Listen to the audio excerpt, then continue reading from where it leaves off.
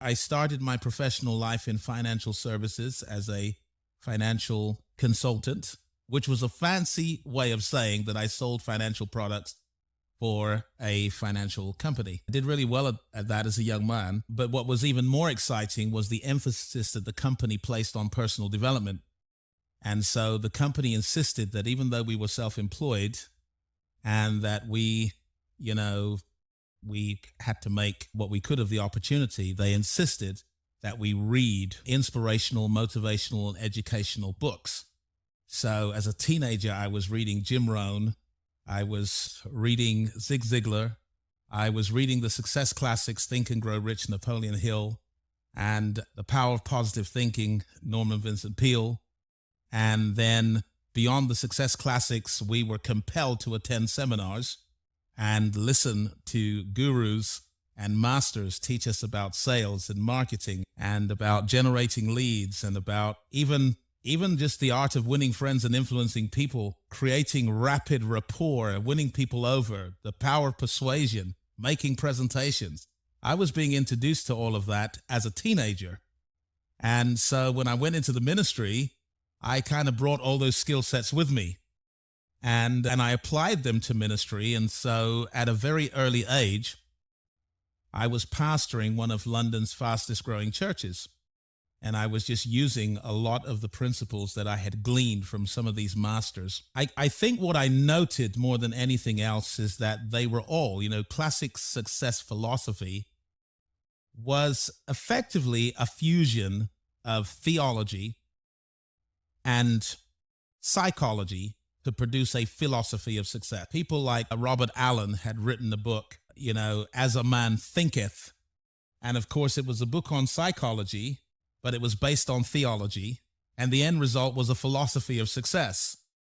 And then as time went on, I noted that a lot of the theology was being taken out of the philosophy of success.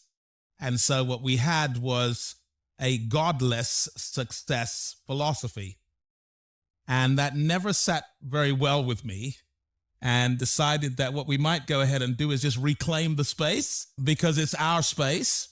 And I think the Bible tells the story of a people who started with every conceivable social and economic disadvantage. Slavery, right? You see the house of Jacob, the house of Israel are enslaved in Egypt.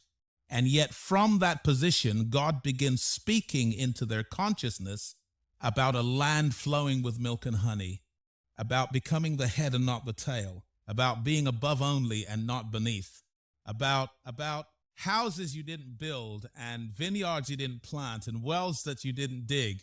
And God saying, I'm going to give it all to you, but you have to survive the journey. And in order to survive the journey, you're going to have to move to new levels of faith, because the faith it takes to get out of Egypt is not going to keep you through the wilderness. And the faith that keeps you through the wilderness is not going to get you into the promised land. So you have to keep on building your faith to new levels. And according to your faith, you're going to be able to transition from slavery to mastery, from being a tenant in Egypt to being a landlord in Canaan.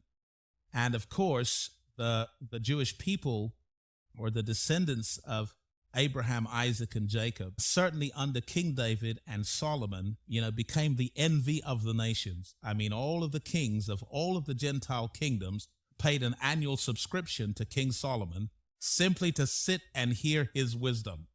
And I think that is the biblical basis for the coaching industry, that fundamentally there is a wisdom that makes you wealthy. There is a wisdom that overcomes adversity and obstacles, and it's worth paying for, because ultimately, value that is not valued is not valuable. Ooh, I'll say it again. Now, value that's not valued is not valuable. That simply means that when you pay for something, you make an internal subconscious contract with yourself to follow through on the information that you've received. And outside of that internal contract, it's optional as to what you're going to do with it. If you pay for it, actually, you've decided you're going to listen carefully, you're going to take the notes, and you're going to follow through. And so this was Solomon's idea. He said, look, I'll show you how I became the richest man in the world, but you're going to pay an annual subscription for that. And that's perhaps the basis of the coaching industry. So I think that the story of people coming from slavery to mastery, that's ours. We own that. That's our ancestors. That's our spiritual heritage. And I am not content for a philosophy of success to be godless. I think our philosophy of success should be full of God and full of biblical principles and kingdom concepts, and this is ours. And I guess we're at the dawn of a revolution in which traditional Christianity and historic Christianity is colliding with the kingdom, the culture of the kingdom, and we're having to make a decision about whether the whole thing is about getting out of here and going to heaven, or whether it's about thy kingdom come, thy will be done on earth as it is in heaven. So I guess, I inherited a theology that said, look, this world is not my home. I'm a stranger here. I'm a pilgrim. I'm just a passing through. And so the idea was you live as detached as you possibly can from the world because, you're going to get out of here. But I don't really see Jesus promoting an evacuation mentality. All right? I don't see him promoting an imminent evacuation. Instead, he taught us to pray that the kingdom would come. So this is not about me going to heaven as much as it is bringing heaven to earth. And like I said this morning, God is standing by his original intention, which means that he is going to get what he wanted in the beginning. And what he wanted was heaven on earth. And therefore, he's going to get just that. And best thing we could do when we discover the purpose of God is align our plans with his purpose, because I have found that it is much easier to do what God is blessing than to ask God to bless what you're doing. All right? It's much easier to ask to do what God is blessing than to spend weeks, months, years asking God to bless what you're doing. If you'll do what he's blessing, then what you're doing is already blessed. And so God is standing by his purpose. I've decided to align all of my plans with his purpose, and subsequently the power of heaven is available to me. The power of heaven is backing me, because God is not really, it's not that he's backing me, he's backing his purpose. And all we've done is aligned our plans to his purpose. You're a wonderful audience already. Are we having fun? Okay. So, I never preach a long sermon, by the way.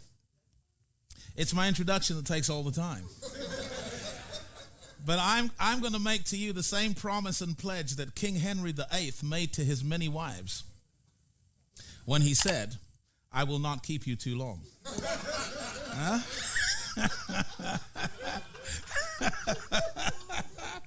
Okay? But I can also assure you that my preaching and my teaching is never as long as it seems. Okay, I'm just checking your humor quotient, because you're going to need a humor quotient to work with me, all right? Because half of what I say is jokes, even though there's some good truth embedded in the jokes. All right, so I'm going to go very deep tonight, and I'm hoping that we've got our thinking caps on and that we're ready to think on a very profound level, because I'm going to share some things that are quite profound. And they may not come as revelation. They may simply come as a confirmation, because I actually don't think that God is ever saying anything to you that he hasn't already said within you. And what happens is you resonate with things that you hear. They make sense to you because at a profound spiritual level, you've already heard them. Does that make sense? It's kind of why we like people straight away, and we resonate, we connect with people straight away. Do I have a biblically studious audience in front of me tonight? Do I? So I guess I can tell you a little story out of the Kings, how that Elijah basically called for a famine over the kingdom of Ahab and Jezebel. Perhaps the darkest period in Israel's history was the result of a marriage between King Ahab and a Sidonian princess called Jezebel. And as the result of that covenant, it opened the door for a lot of demonic activity, darkness, idolatry to prevail in Israel. Prophets of God were outlawed. They were being hunted down. They were being murdered. It was a very dark period. And Elijah called for a famine over the land, and he said, there will be no rain except I say so. All right, y'all remember that story? Okay, but careful what you wish for, okay? Because if there's no rain, then the prophet has to find something to eat. And so God said to him, okay, look, go down to the brook Kerith. There's water in the brook, right? And I've commanded the ravens to feed you there. Now, I love that because God didn't say, I've commanded the ravens to feed you. He said, I've commanded the ravens to feed you there. In other words, I have sent the ravens to an address. I'm now sending you to that address. And if you are in the right place at the right time, you're going to be sustained. He then says to Elijah, go to Zarephath, because I've commanded a widow to sustain you. Interesting. Elijah gets there, meets a widow, baking a cake for herself and her son. And if God had said to me, okay, I've commanded this person to feed you, I would at least expect that the person was expecting or anticipating my arrival. But when Elijah showed up, the widow didn't know nothing about it. Okay? God has said, I've commanded the widow to feed you, but he shows up and the widow knows nothing about it.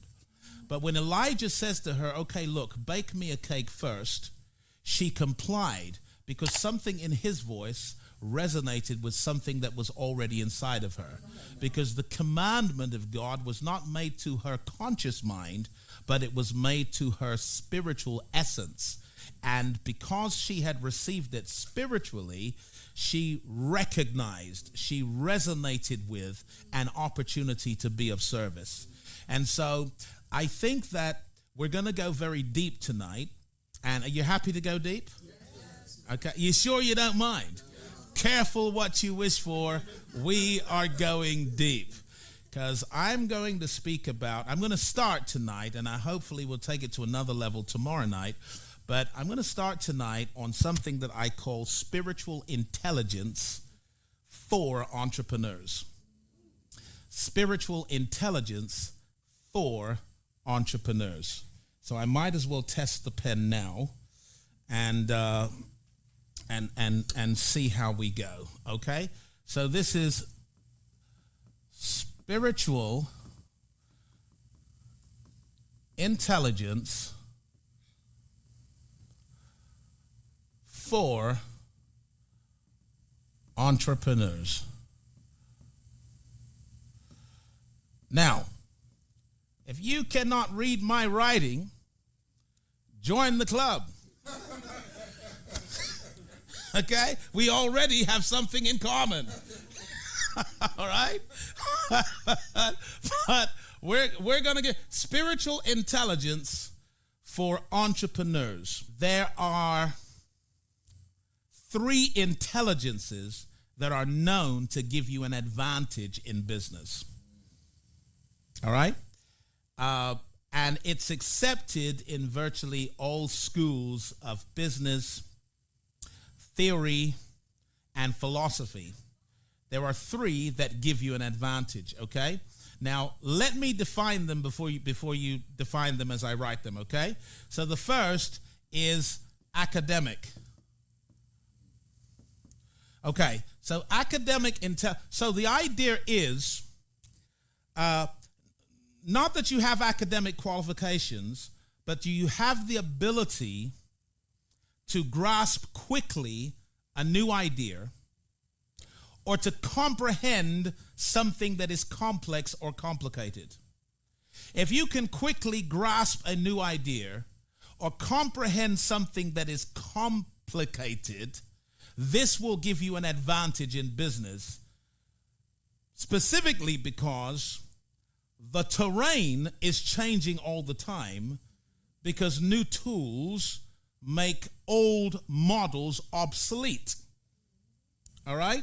So what we call a disruptive innovation is one that basically makes obsolete the old model. And of course, you're all familiar with Uber, right? Uber, it was considered a disruptive business model because it made obsolete, certainly in our country, the minicab and the taxi industry, because people were able to order a car to wherever they were. They didn't have to stand on the street waiting and hoping. They could order the car to wherever they were. And this meant that the taxis suffered, the minicab offices suffered. What about Amazon? Amazon has perhaps been one of the most disruptive business models, okay? Because we're able... Now, what has made Amazon, Airbnb, or Uber effective is disruptive technology, right? So the digital revolution, the app, it has basically changed the business landscape.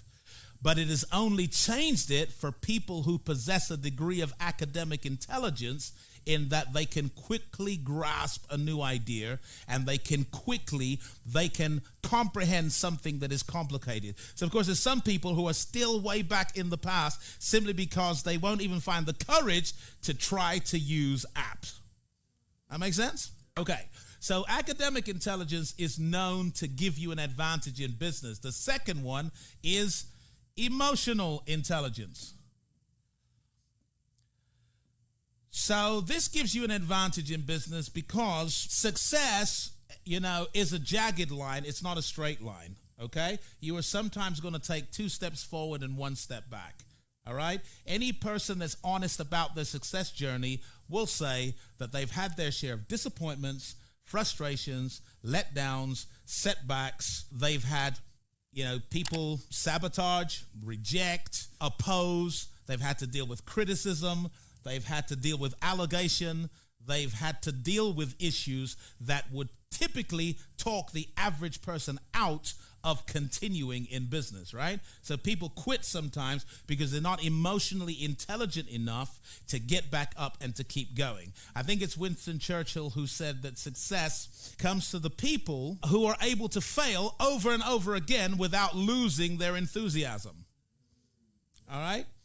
And that ability is an intelligence. It's an emotional intelligence where you are aware of how you're feeling. You are aware of the state or the mood that you are in, and you're able to think about your thoughts as an objective observer. And you're able to say, actually, that mood is not good. It's not productive. It's not empowering. It's not helpful. And you're able to further say to yourself, actually, you need to change that state before you get on that stage. And then, of course, there are other skills that come out of that in terms of your ability to coach others emotionally and to get them in the right mood and frame of mind. So academic intelligence will give you an advantage. Emotional intelligence will give you an advantage. How many of you agree with that, by the way? Yeah? Okay. So here's the third one, and it's called relational or social intelligence. So these are the people, according to Dale Carnegie, who can win friends and influence people. No one will go along with you if they cannot get along with you. All right? So this is about developing an attractive and magnetic personality so that your personal brand is magnetic and you're the kind of person that people want to know. And there are some skills that go with that emanate from that intelligence, such as creating rapid rapport. There are certain people who create rapport with you very, very quickly. Isn't that right? Now, when I say certain people, I think there's a living model in this room of what I call relational intelligence. And he's sitting over yonder, okay? It's impossible to not like this person. Isn't that right? Now I'm speaking of the one Myron Golden. It's impossible to not like him. He's magnetic, he's charismatic, he has charm, and he knows how to very quickly lower your defenses, let you know that you're safe, Isn't that right? But a lot of this is skill that you develop, sometimes unconsciously, over a period of time. But what is clear is that if you are relationally intelligent, that will give you an advantage in business, because ultimately all business is about people. Isn't that right? You're not in business if you're not, people say, I'm not a people person. Well, you're definitely not an entrepreneur either. Okay? Because that's what we do. We service people. We identify their needs, their problems, their aspirations, their issues, and we service them. And so relational intelligence is very, very important. However, there is a root intelligence, okay? A root intelligence. What I sometimes think of as the forgotten intelligence. And it's not that it's been forgotten, it has been omitted. All right? There's a difference between being uneducated and being miseducated. All right? If you're uneducated, you're ignorant of a truth or a fact or a body of information. But if you are miseducated, you've been deliberately misled, and truths have been hidden from you or obscured, or you have been forced to focus on something in an attempt to hide something else. And so perhaps my best-selling book of all time is a book called The Miseducation of the Masses, right? Forward by Les Brown. And, I was inspired to write that book after reading The Miseducation of the Negro by Carter G. Woodson, who made an observation about how emancipated Negroes were educated after the Civil War. And he noted that they were taught lots of interesting things, but they were not taught anything that would empower them to become owners, to become independent, to become wealthy, and that these subjects were somehow missing from the curriculum. I looked at our modern education system. I looked at its roots, like how compulsory state education came into being, and I found out that actually it was initially an instrument for social control. It was a weapon of mass instruction. It was initially modeled in what was Prussia by King Wilhelm Frederick, who had suffered huge losses in the Napoleonic Wars, so that his army was depleted. And he thought, well, how am I going to control my population with a depleted army? He said, here's what we do. We take all the children and make them compulsory attend our schools. And we'll teach them unwavering loyalty and obedience to the king.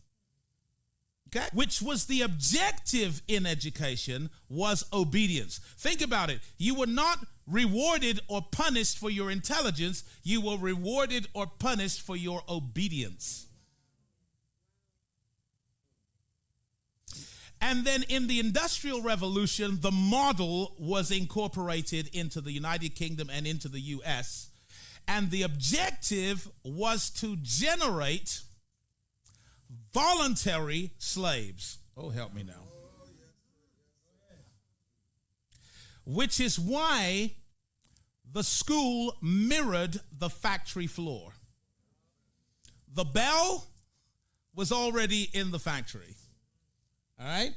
And so the idea was that the school would be a factory that would mass produce workers who would work for a basic living.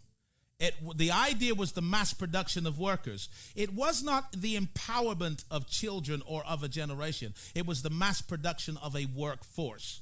So the point and the prize in education was that you got a good job. And you were told that if you don't do well here, you won't get a good job. And therefore you won't survive. The implication was you cannot survive without a job. Right?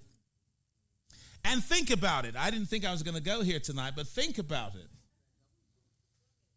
What profession in life, anywhere, requires you to have the ability to concentrate on maths for 30 minutes?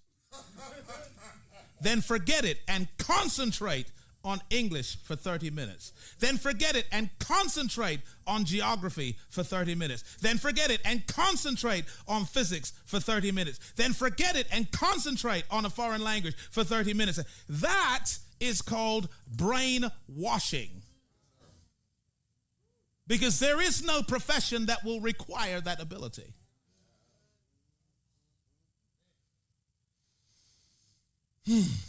Yeah, I'm in trouble. But I tend to be quite comfortable in that space. So the secular sciences don't even acknowledge the root intelligence. And the reason they don't acknowledge the root intelligence is they don't believe in the trichotomy of a human being.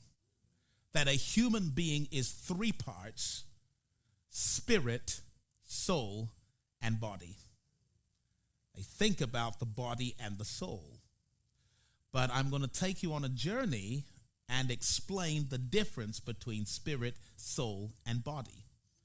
Because a lot of what we are doing is emanating from the soulish realm and omitting where your true intelligence lies.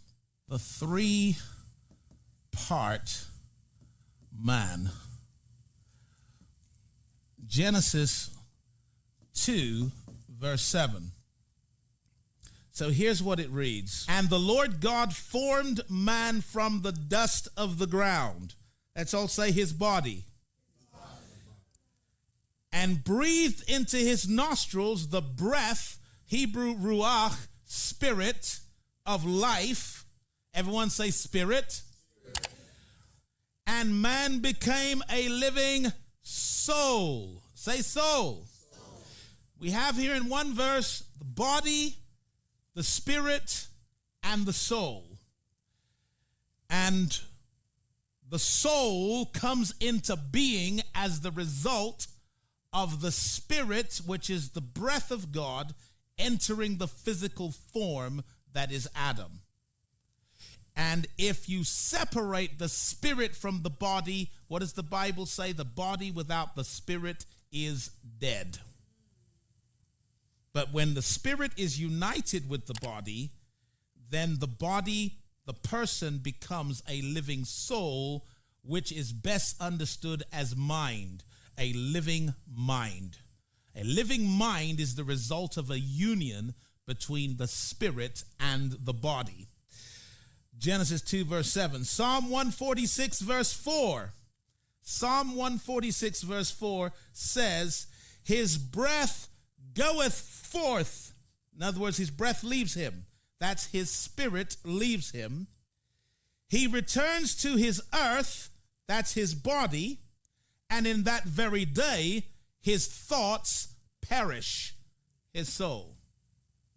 His breath leaves him. His body goes to the earth, and in that day, his thoughts perish. Now that's scary, because if your thoughts perish, then, and your spirit goes to God, then how are you going to know anything to say, oh, thank you, Lord, how are you going to be with him this day in paradise if on the day that you die, your thoughts perish? Well, the suggestion is that at a spiritual level, you already know things that have not yet entered into your mind. You had to have had knowledge at a spiritual level if your physical thoughts perish and yet you are with God. All right? Okay, let me give you another one. 1 Thessalonians 5, verse 23, and the very God of peace sanctify you wholly, completely.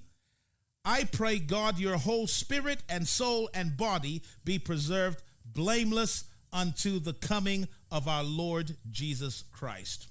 So there it is, the three-part man: spirit, soul, and body. Let's say it together: spirit, soul, and body.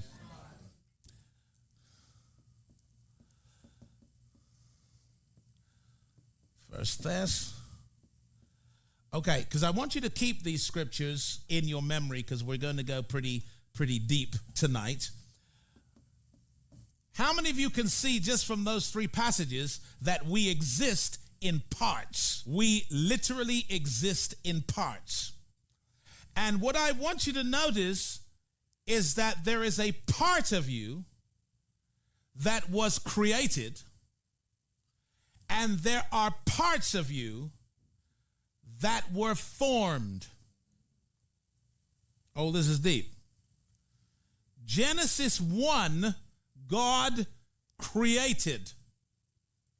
But in Genesis 2, God formed. Do not confuse your creation with your formation. Do not confuse your creation with your formation. Because if you confuse the part of you that God created with the part of you that was formed, you're going to identify with a lower version of yourself. And when you identify with the lowest version of yourself, you cannot perform at the highest level. So, what do I mean, creation and form?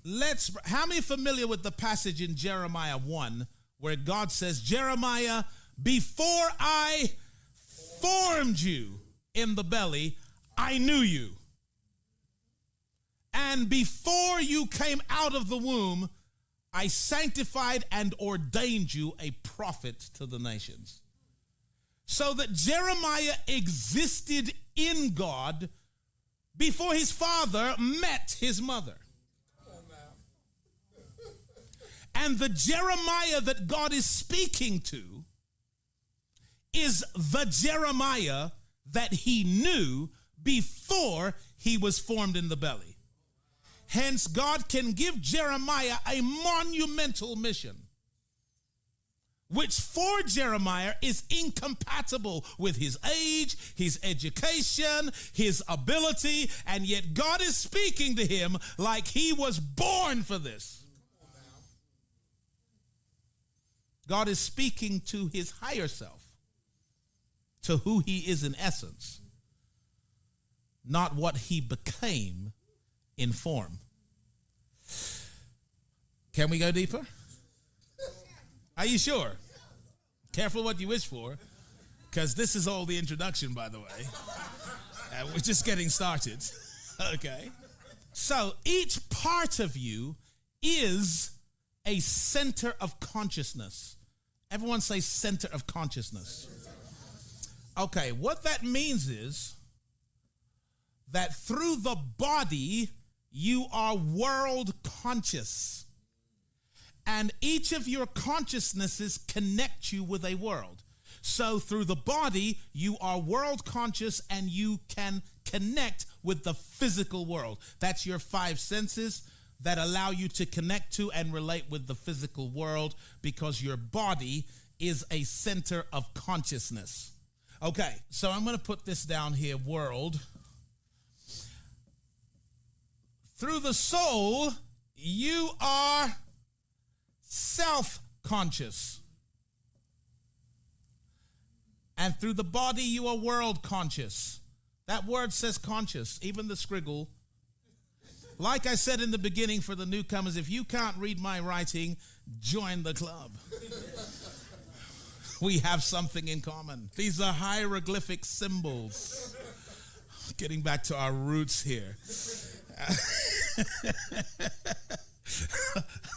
Okay, so I'm world conscious through my body, but I'm self-conscious through the soul, through the mind, which is made up of two parts, the conscious and the subconscious. With my conscious mind, I think conscious thoughts. We are listening to each other and engaging with each other at a conscious level. But the subconscious mind is a thought storage system in which all your thoughts are carefully stored.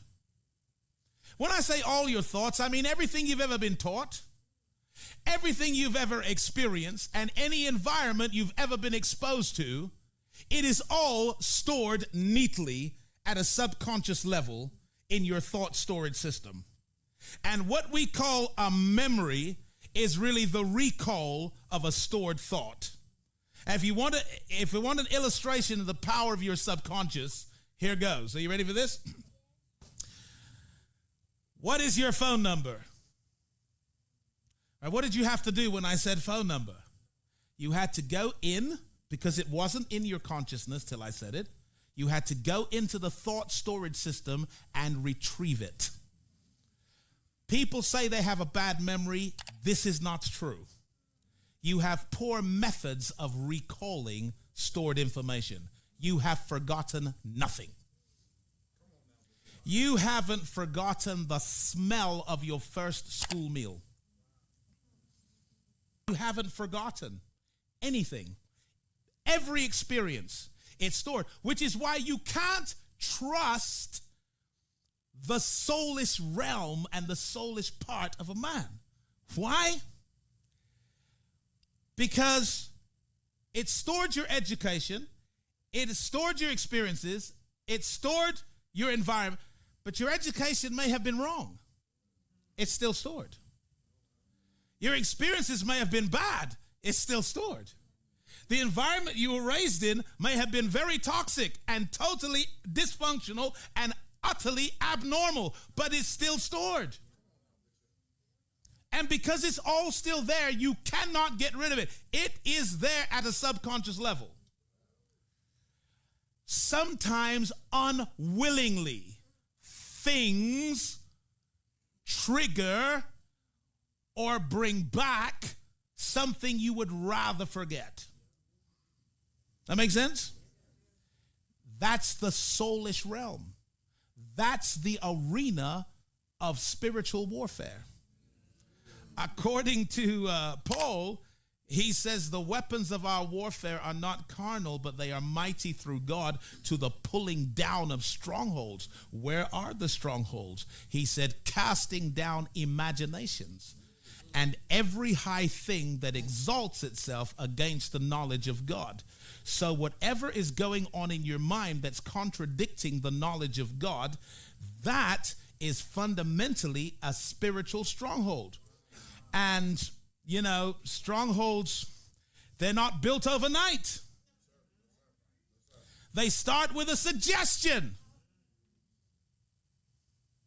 The suggestion, if entertained, becomes a scenario.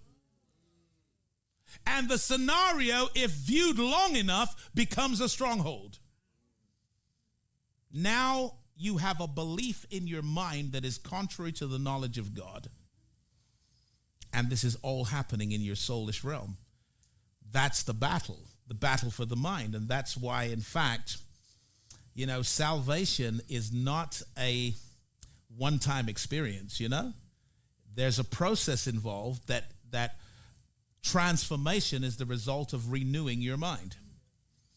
Oh, I really want to talk about renewing the mind, and it's very, very important. I might do it tomorrow night. With the soul, you are self-conscious, but with the spirit, you are God-conscious. And it is your spiritual essence that connects you to the limitless, the boundless realm of God. Your body was formed by a biological process, and the state of your soul was formed by a sociological process. But your spirit was created by God. And it is at that level that you are godlike. It is that part of you that's God. See, when we tell people that they are godlike, they straight away start looking in the wrong mirror. See, you can hear that you're godlike all day. You can say people can tell you're the image and the likeness of God all day, but you're checking in with the wrong mirror. Can I give you the 3 mirrors you must not look in to find out who you are? The first mirror that can never tell you who you are is the physical mirror. Because all the physical mirror it says mirror, all right? Just forget it. That's what it says. The physical mirror can only reflect your physical body. And you are much more than your physical body. So you'll never figure out who you are looking in the physical mirror.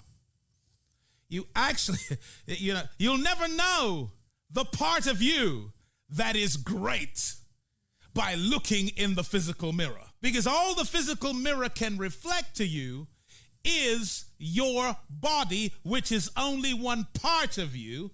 And your body is the smallest part of you. It's the house in which spirit and soul are living. So if you see a house, it's just a house until you meet the occupants. Wrong mirror. You'll never figure out who you are by looking in that mirror. Are you ready for the next mirror? Circumstance. Okay? That's exactly what it says. If you look in the mirror of circumstance, what is your circumstance? That's exactly what it says, right? If you look in the mirror of circumstance, what is your circumstance? The circumstance is the circle in which you are standing. So you're going to look at your health. You're going to look at your wealth. You're going to look at all of these features of your life to figure out who you are. Wrong mirror. Because where you are in life doesn't tell anyone who you are in life.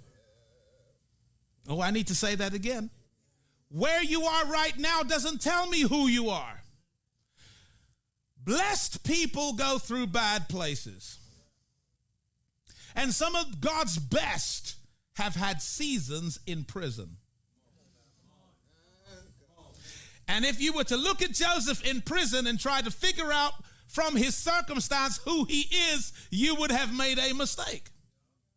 Blessed people have been in lions' dens. Blessed people have been in fiery furnaces. Blessed people have wandered through wildernesses. Blessed people have even been hung on an old rugged cross between two thieves.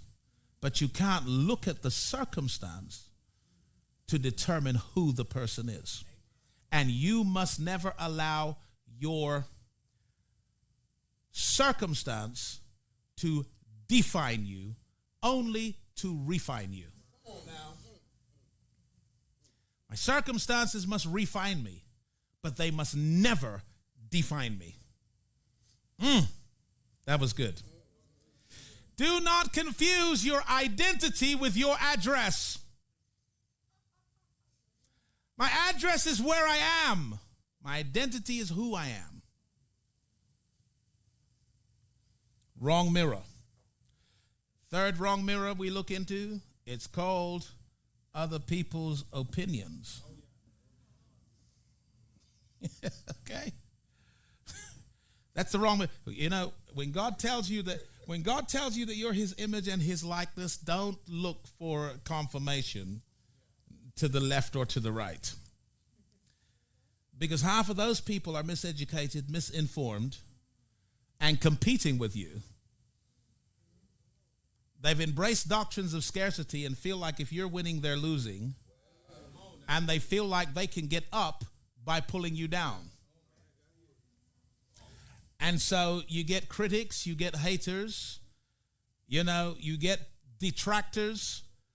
The minute you start trying to do something, it's their opinions. Now, I kind of could spend 2 hours on the opinion thing because I think it's important, but I'm not going to spend 2 hours on it. Your opinion of me is not the truth of me because your knowledge of me is limited. You don't know me, and I don't know you. So whatever opinion I have of you is probably wrong. So if you're going to know yourself, You don't look in those mirrors. There's one mirror you need to look into. That is the Word. The Word. And I'm going to put the Word right up here again.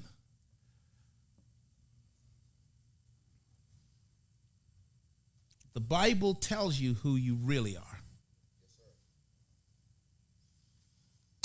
And the sooner you know who you really are, rejecting the body image information, rejecting the circumstantial information, rejecting the opinions of others' information, and embracing who you really are, you are now stepping into a new level of consciousness. And you are now able to think thoughts that other people do not think. So,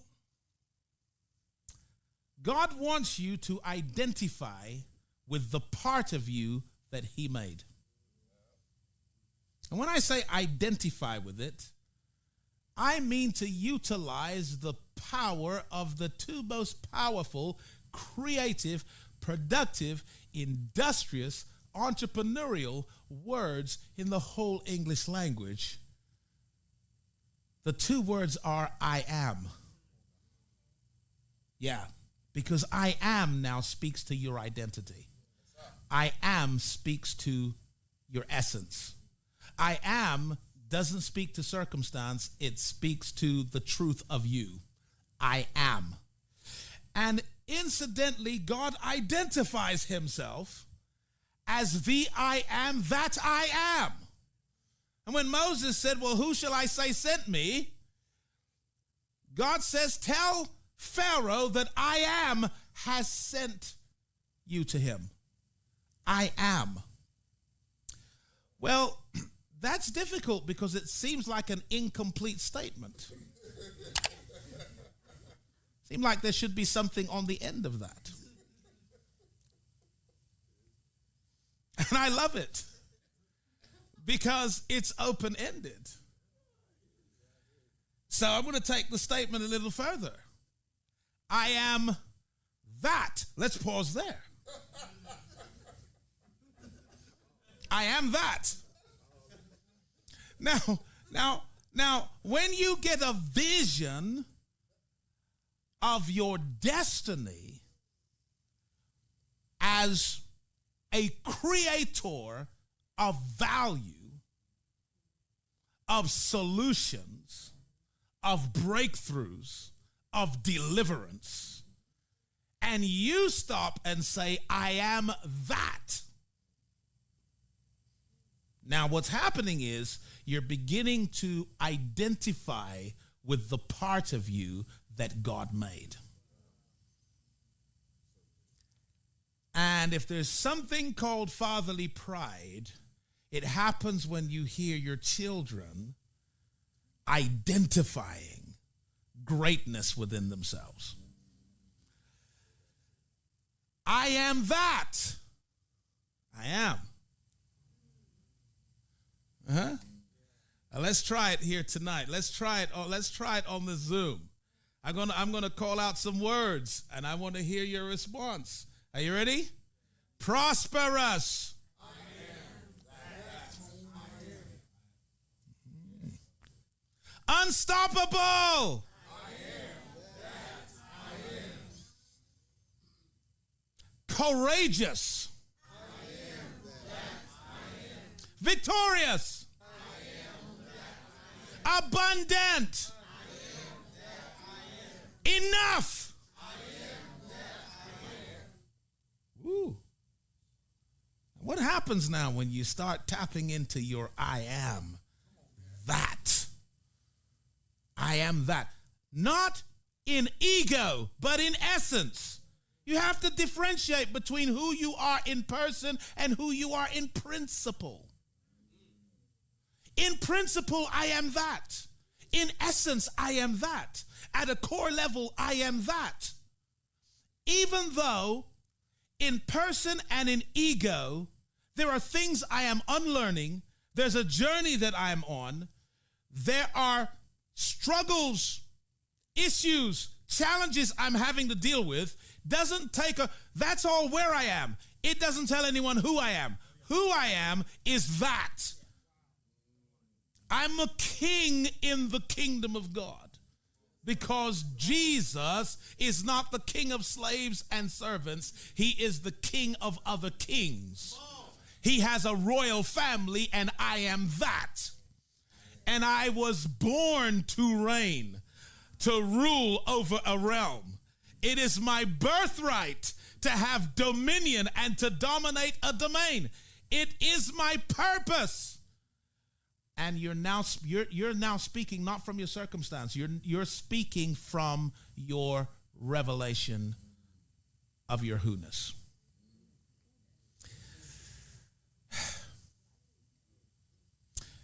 Now, the Hebrews took the name of God so seriously that when scribes wrote the ancient texts, they would replace the sacred name of God, which is called the Tetragrammaton, the name of 4 letters, which translates to I am that I am. They would replace it with Adonai, Lord. Which is why if you actually still have an actual physical Bible, you'll see the Lord in capital letters.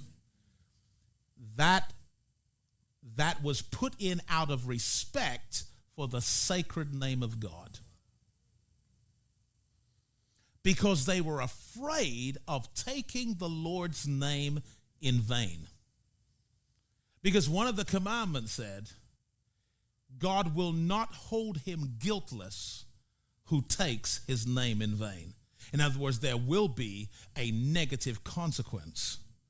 There will be a repercussion to misusing the name of God. What was the name again? I am. Oh, so there will be a negative consequence to misusing the words I am.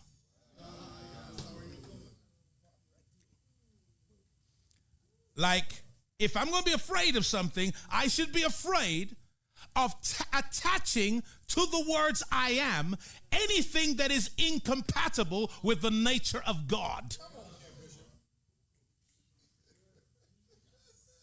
Because if I do that, I've taken his name in vain, and there will be a negative repercussion. So even if you are weak, let the weak say, oh, God help me. I am strong. Don't say that, because you're messing with God's name. Even if you are circumstantially poor, let the poor say, I am. This is now identifying with who I am in essence.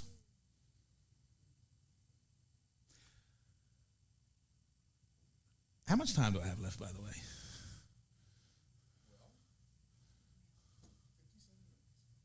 Oh, really? Oh, really? All righty then. All right, is this making sense so far?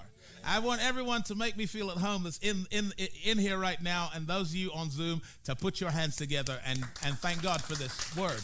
It's good. Good. All right. Okay, so I am convinced that there is a forgotten intelligence. It's the root intelligence, and it is the intelligence that informs all the other intelligences, enables the other intelligences, and facilitates the other intelligences, and it is your spiritual intelligence.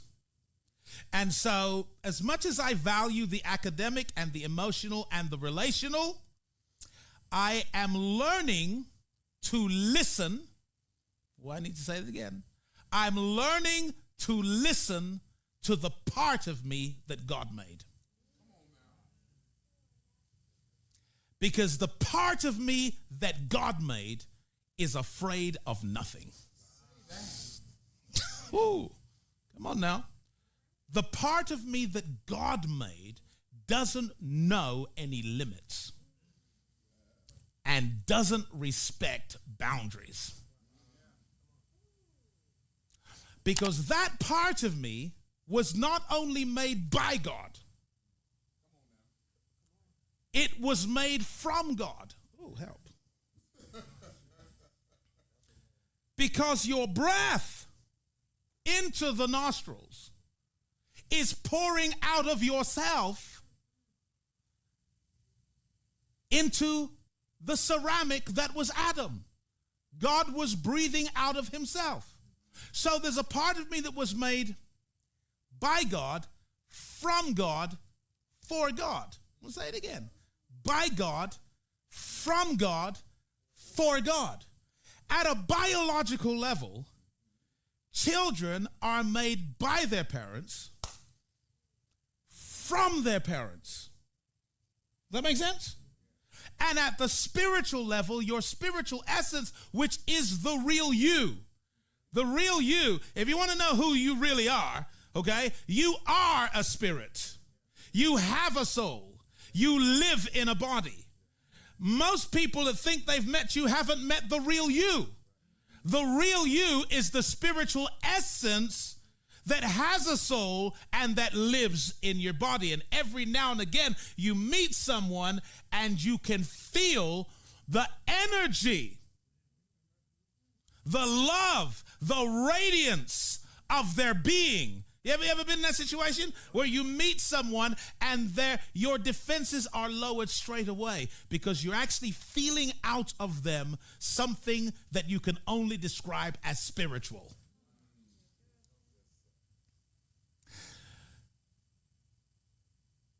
Meeting that part of you it's revolutionary to start with, okay? That's a revolution all by itself. Learning to listen to that part of you is transformational. All right, I'm going to go into this quite deep.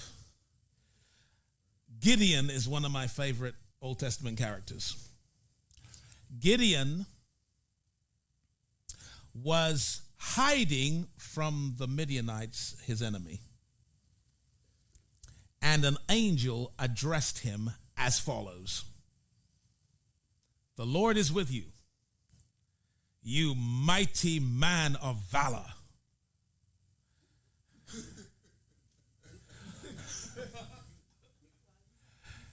The angel is not lying to him. The angel is speaking to the part of him that God made. Not the part of him that reflects his sociology. But the part of him that God made. "The Lord is with you, you mighty man of valor." And Gideon argues, well, if the Lord is with us, why is all this happening? Where are all his miracles? God says, you'll save Israel. Me? He says, my father's house is the least in Manasseh, one of the tribes. But not just one of the tribes. Actually, not just one of the tribes. That's right. I have a gift like that, falling off as a gift. Part of this is dramatized sermons, right? Not just one of the tribes. Some of you will know the story. Jacob has his sons. Joseph is the special son. Joseph goes to Egypt, and Joseph has two boys in Egypt. Manasseh is the oldest, and Ephraim is the youngest. But when Joseph asked his father Jacob to bless his two sons, he positioned them as the oldest at the right hand and the youngest at the left, so that Manasseh was to get the special blessing and Ephraim a lesser blessing.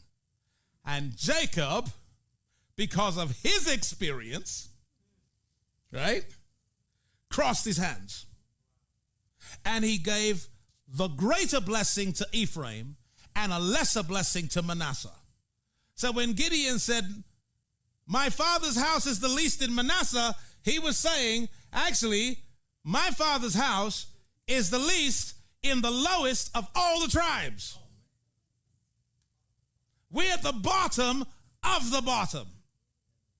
And then he concludes, and I am the least in my Father's house.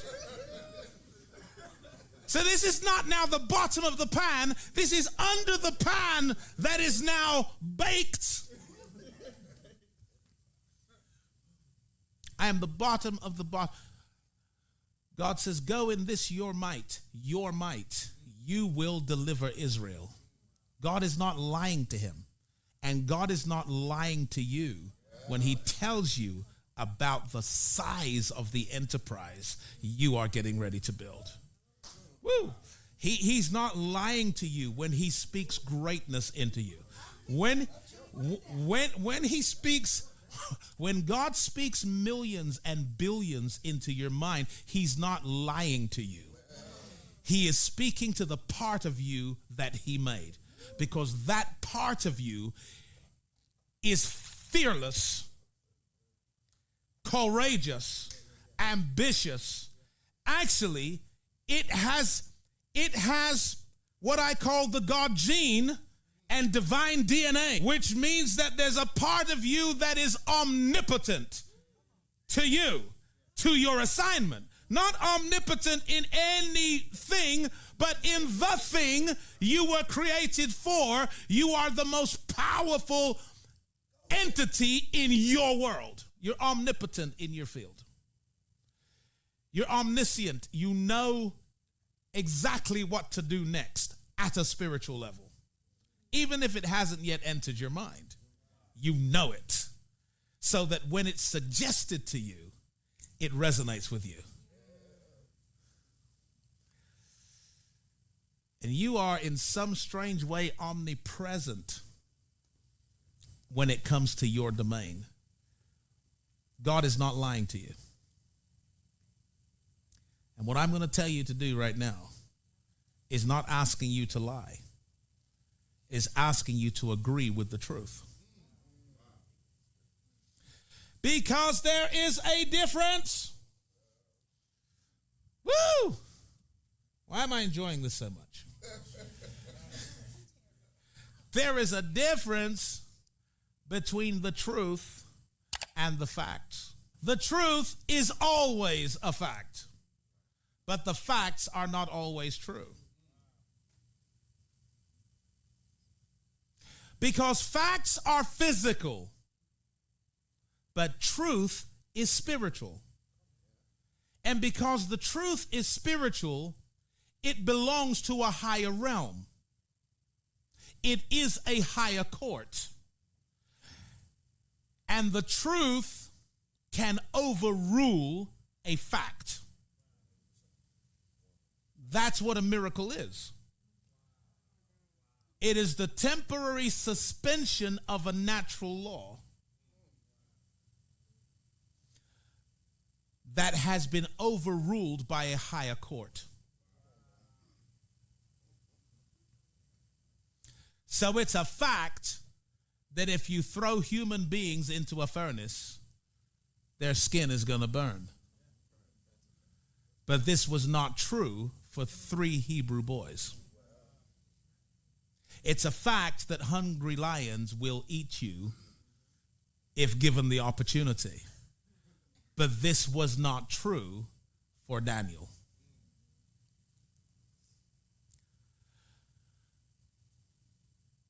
And therefore, there will come a point in your life when you have to decide whether you are going to agree with the facts or you're going to believe the truth.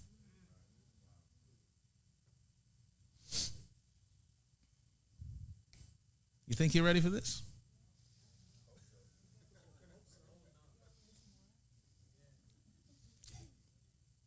Because this is going to happen repeatedly in your life. The facts are going to come up against the truth, and you're going to have to decide whether you're going to agree with the facts or stand with the truth. And it will happen at each new level of your elevation as an entrepreneur. The facts are going to challenge the truth.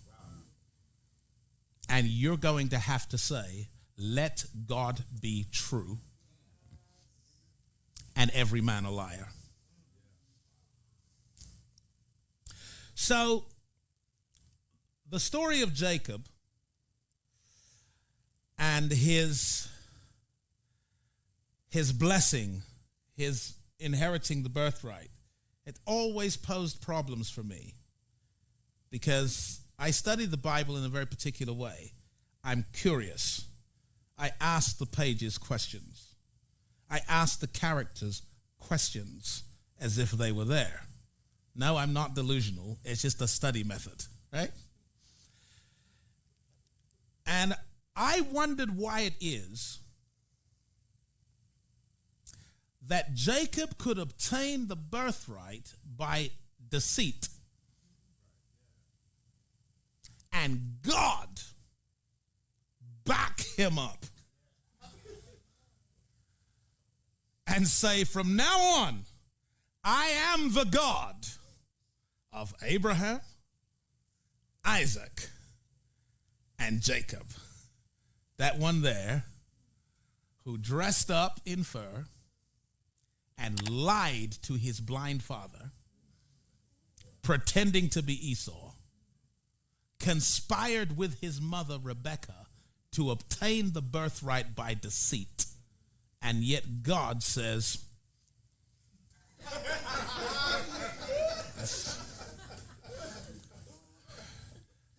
Jacob have I loved.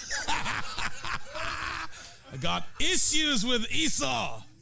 I love Jacob. That's my boy. I'm struggling with that because it just didn't seem to fit. So I had to revisit the story. And here's what I found.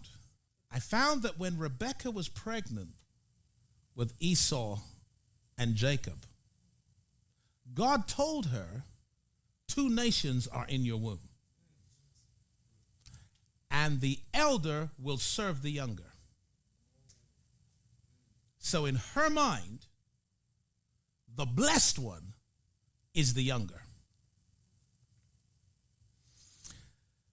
When they were born, Esau came out first, but Jacob was attached to his heel. Right? Which in the tradition, unless there was a gap between the two,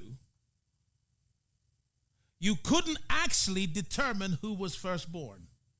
This was a bit of a cultural idiom that unless there was born, you couldn't clearly say. So in her mind, that second one, that's the one. So she builds a relationship with him in which she is convincing him, you are the one that God has chosen to inherit the birthright and the mantle of leadership for this family and the family of faith moving forward. You are the one. Now, society says, no, you're not the one. The facts say you are not the one. She says you are the one. So she's like the preacher telling someone who is sociologically disadvantaged that you are the one God has chosen to build something monumental in terms of a business, an enterprise, a value add system. You are the one. So she goes further and says, I'm going to show you how to get it. You ready for this? She says, first of all, Jacob, you need to believe that you're the one. Believe it. I am the one. I am the one. I am the one God has chosen. She says, now you need to act like you are the one.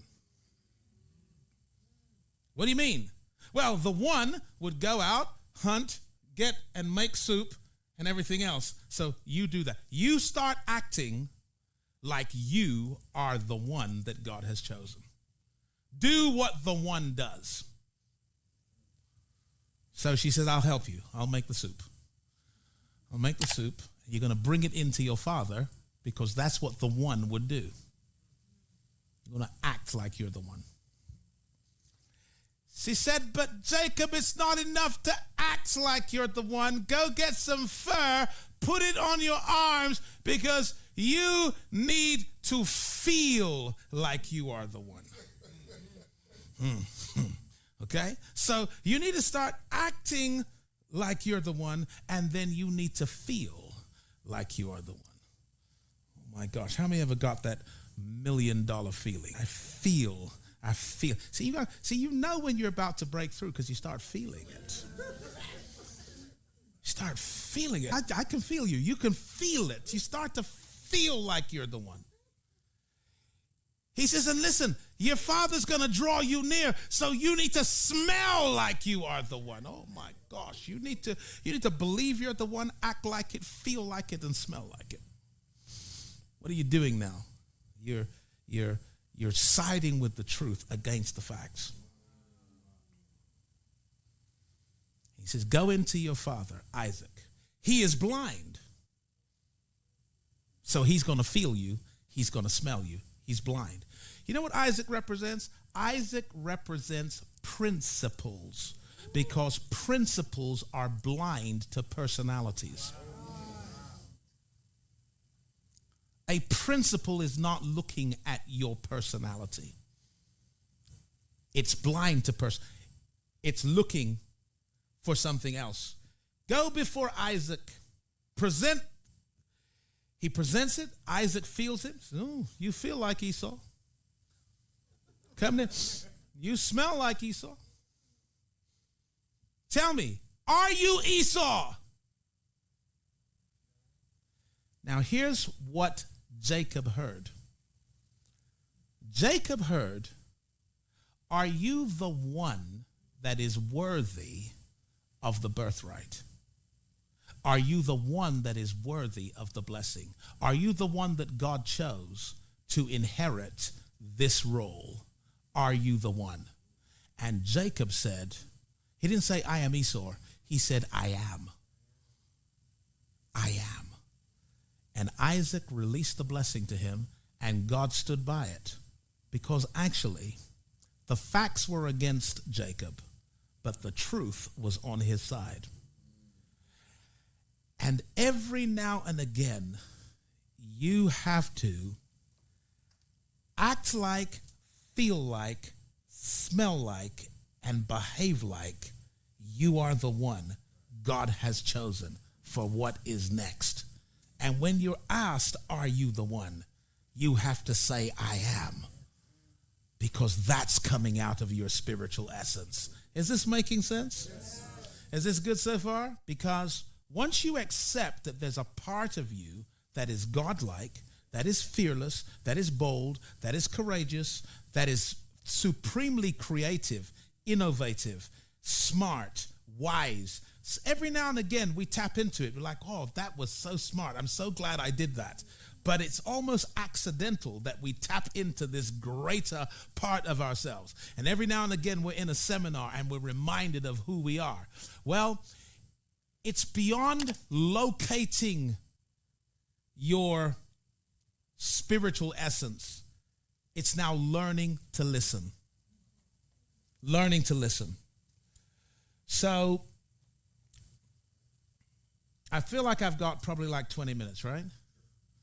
So I'm going to go crazy in 20 minutes, okay? I'm just going to say crazy stuff because I feel the liberty to say crazy stuff in this environment. Because this, you know what? The world has seen what cities look like when wicked people have all the money. But they are yet to see what a city will look like when godly people, come on now, who are kings of their thing, are using their gifts for the service and upliftment of humanity. They are yet to see what wealthy believers really look like. And we are the generation that God has chosen for that. Woo! Someone say yes, we are that generation. So I'm going to share with you something that I personally did, and I needed to do it because I needed to locate the best version of me.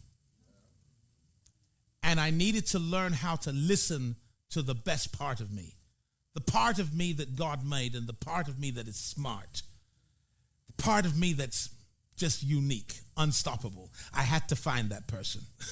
Dr. Myron, I've got a feeling you're going to love this piece, right? I went on a 40-day fast. Now, I know what's happening. You're looking at me. You're saying, no, you didn't, Bishop.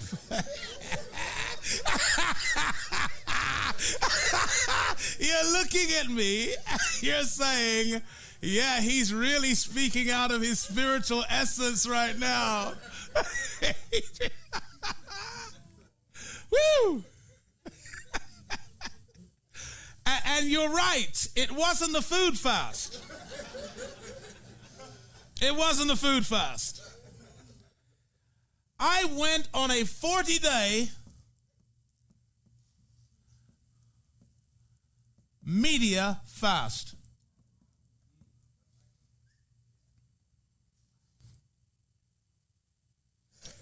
No news. You know why? Because the news is not only a weapon of mass instruction, it is a form of slave indoctrination. Why? Because what is promoted fundamentally is lack and shortage, limits as to how far you can go, and uncertainty about your future. And if you absorb a daily diet of lack, limitation, and uncertainty, you cannot even listen to the part of you that God made. Because at a soulish level, you're battling the sense of lack. You start believing there's shortage in the world. You start believing there's limits as to how far you can go. And you start believing that whatever you do, it might not work out because the future is uncertain. I said, cut out all the media. Is this making sense to anyone? And by the way, if you do this, you will probably never go back. You will simply, on a need-to-know basis, but as a general rule, it will be so liberating. You will realize that actually there's a part of you that doesn't believe in lack, that doesn't believe in limitation, and that doesn't see the future as uncertain. And that's the part of you you're going to learn to listen to. Because you simply cannot take action in the direction of your destiny while you are being indoctrinated as a slave. Not only was I not allowed to consume any media, I was not allowed to engage any negative conversation. Okay? So you're going to fast negative people. Okay. That's it. Thank you very much. I've got to go. Time. We'll catch up.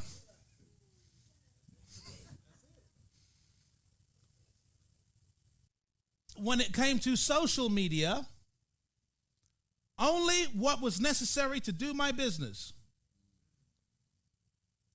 And some things that I subscribe to that feed some positives. So the reality was, not only did I have to fast those things, I had to intentionally consume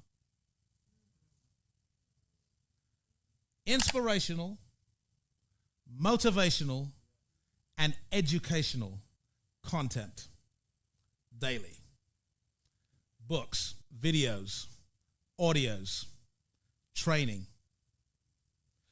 Let me tell you what happens to you if for 40 days you cut out the negativity and become intentional about feeding your faith. You're going to tap into a side of you that is gigantic. You're going to tap into the limitless. You're going to tap into the boundless. And you're going to begin to think things that you wouldn't otherwise have thought, and you will find solutions and innovations that you otherwise never would. You'll find the courage of your convictions to follow through on a course of action.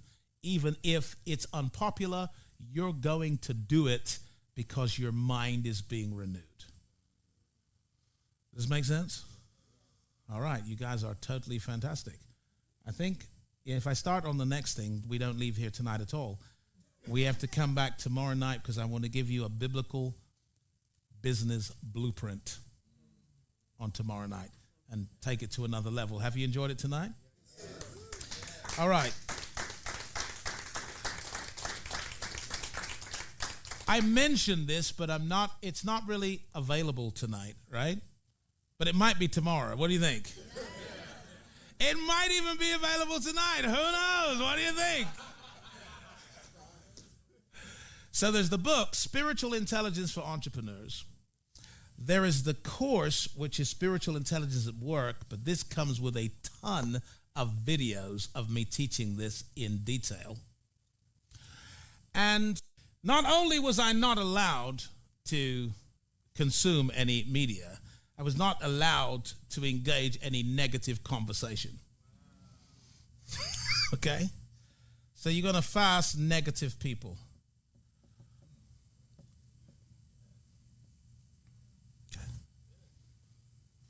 That's it. I want to thank you very much. I've got to go. Time. We'll catch up. When it came to social media, only what was necessary to do my business. And some things that I subscribe to that feed some positives. So the reality was, not only did I have to fast those things, I had to intentionally consume inspirational, motivational, and educational content daily. Books, videos, audios, training. Let me tell you what happens to you if for 40 days you cut out the negativity and become intentional about feeding your faith. You're going to tap into a side of you that is gigantic. You're going to tap into the limitless. You're going to tap into the boundless. And you're going to begin to think things that you wouldn't otherwise have thought, and you will find solutions and innovations that you otherwise never would. You'll find the courage of your convictions to follow through on a course of action. Even if it's unpopular, you're going to do it because your mind is being renewed. Does this make sense? All right, you guys are totally fantastic. I think if I start on the next thing, we don't leave here tonight at all. We have to come back tomorrow night because I want to give you a biblical business blueprint on tomorrow night and take it to another level. Have you enjoyed it tonight? There are three things really that is the objective of this body of work. It is to locate, it is to listen to, and to leverage the part of you that God made. If you can locate it, listen to it, and leverage it, I think one of the biggest contracts in my business life occurred as the result of getting in a lift with a gentleman. An elevator is what I'm talking about. I saw you. I saw the blank. My translator, he gets it. An elevator. And simply knowing this was a divine appointment, not an accident. and simply initiating a conversation translated to a world, an entire world of opportunity, possibility, productivity, increase, influence, and income. Huge. But it was the sense that I knew I have to talk to this person. And what's happening there is I'm learning to listen to that part of me that God made. So I'm not hiding in the corner anymore, waiting for someone to come up and say hi. I'm walking into a room realizing that if I'm in this room, something's in this room for me. And I'm here for someone, someone's here for me. Let's just meet and greet until it happens. So that's the objective of it all. Dr. Myron Golden, it's been a pleasure. Bless you all. I'll see you tomorrow night. We'll do some more. God bless.